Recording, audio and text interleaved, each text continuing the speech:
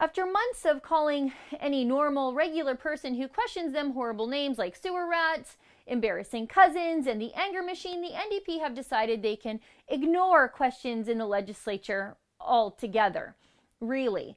I want to show you this exchange from last week. It flew right under the radar of the mainstream media. Now, not because it's a non-story, but because it's the NDP who are doing something wrong. It's pretty bad. Let me set it up for you.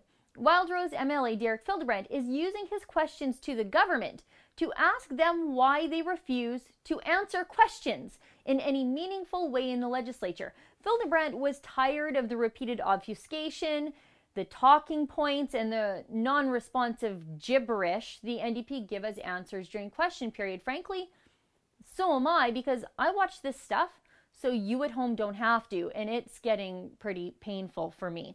But just watch this. Pay attention to what happens at the end. I can't even make this stuff up if I tried. Here. Honourable Member, I would respectfully ask that you contain the preambles. In fact, you already know that's not a rule that's accepted. So please ask your question without the preamble. Please proceed. Thank you. I smell a rat, Mr. Speaker. Mr. Speaker, it's called question period, not answer period for a reason. Given, but when you're responsible for a $54 billion budget, Albertans expect real answers, not talking points written by some partisan out-of-province apparatchiks. Given he refuses to answer questions about AIMCO, he refuses to answer questions about our credit downgrades. He refuses to answer questions about how people... Honourable Member, please. Honourable Ministers, Honourable Ministers.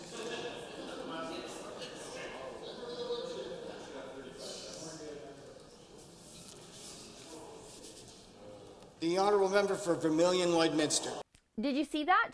First, the Speaker, an NDP MLA named Bob Wanner in his non-partisan role as Speaker, scolds Fildebrandt for saying he smelled a rat. All he said was he smelled one. It's a common expression. It's not like he called Albertan sewer rats while standing in the legislature like Deputy Premier Sarah Hoffman did, without being scolded by Bob Wanner.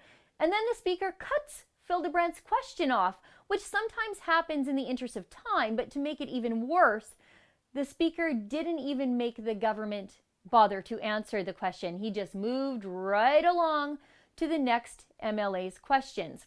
It's astounding.